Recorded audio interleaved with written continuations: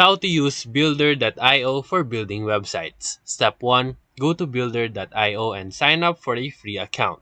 And once you are in, you can click Create New Space, or you can type your prompt in this box. After that, click Enter.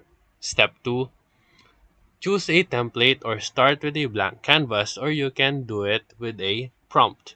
Builder.io uses a visual drag and drop editor, so no coding is required. Step 3.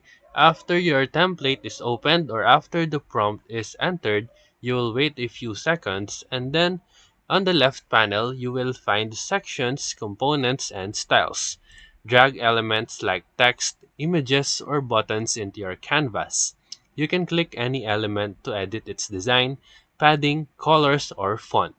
Step 4. To add dynamic content, you can connect Builder.io to your CMS or API by clicking the data in the right panel, and you can also fetch live content, user info, or product details directly into your site.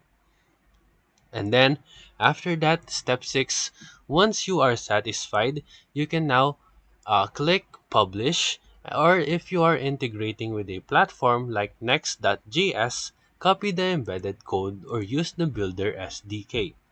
Then after that, step 7, if you want analytics, you can go to the Insights section to see engagement, scroll depth, and conversions, which are very useful for optimizing your designs.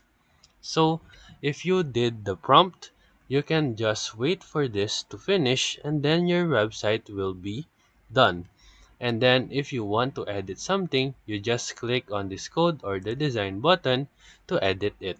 And that's it. So if this video helped you, make sure to like and subscribe. Thank you for watching.